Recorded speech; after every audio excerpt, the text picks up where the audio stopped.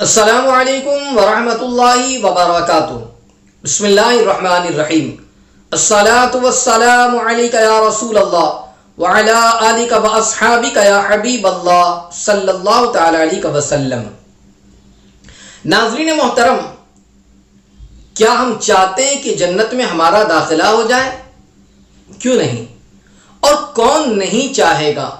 بلکہ ہر شخص کی یہ تمنا اور خواہش ہوگی کہ وہ جنت میں جائے، بڑی شان کے ساتھ جائے۔ آج میں آپ کو بتاؤں، ماہ رمضان المبارک میں اگر کوئی بندہ روزہ رکھتا ہے تو پھر اس کے لیے کتنا عظیم انعام ہے، اور جنت میں جائے گا بھی تو کس شان کے ساتھ جائے گا۔ آئیے اس کو سماعت کریں، مگر اس سے پہلے میں گزارش کروں گا کہ اگر آپ نے ابھی تک ہمارے چینل کو سبسکرائب نہیں کیا تو آپ ابھی ہمارے چینل کو سبسکرائب کر دیں اور بیل بٹن دبانا نہ بھولیں، تاکہ ہماری آنے والی ہر نئی اسلامی اور روحانی ویڈیو کی نوٹیفیکیشن سب سے پہلے آپ تک پہنچے۔ ناظرین محترم، بخاری شریف کی روایت ہے، آقا دو جہاں صلی اللہ علیہ وسلم نے ارشاد فرمایا، جس کا مفہوم ہے کہ جنت میں ایک دروازہ ہے جس کو ریان کہتے ہیں۔ قیامت کے دن اس دروازے سے صرف روزے دار ہی داخل ہوگا، اور آپ دیکھیں کہ روزے دار کے سوا کوئی بھی اس دروازے سے داخل نہیں ہوگا۔ قیامت کے دن پکارا جائے گا، ندا دی جائے گی کہ روزے دار کہاں ہے۔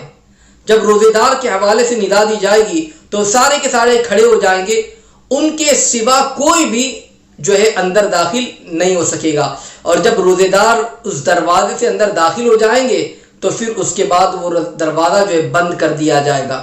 پتہ چلا کہ جنت کے اندر داخل ہونے کے لیے روزے دار کے لیے ایک خاص دروازہ جسے ریان کہا گیا ہے، وہ دروازے سے روزے دار کو اندر داخلہ دیا جائے گا۔ سوچے تو صحیح، کتنا عظیم انعام ان حضرات کے لیے جو روزہ رکھا کرتے ہیں۔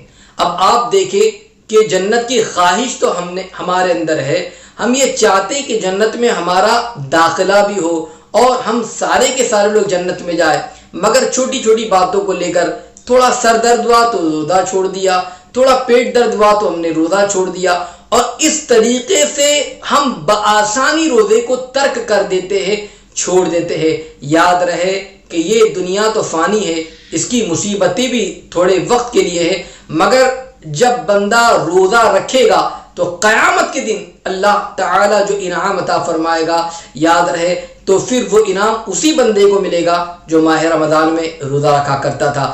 اس لیے اگر چاہتے ہیں کہ ریان سے داخلہ ہو جائے ہمارا تو ماہ رمضان المبارک کا روزہ رکھے، اللہ کی عبادت کرے، بندگی کرے۔ اللہ تبارک و تعالی ہم تمام کو روزہ رکھنے کی توفیق عطا فرمائے، اور مولا تبارک و تعالی ہمارا بھی داخلہ ریان سے فرمائے اور جنت میں داخلہ فرمائے۔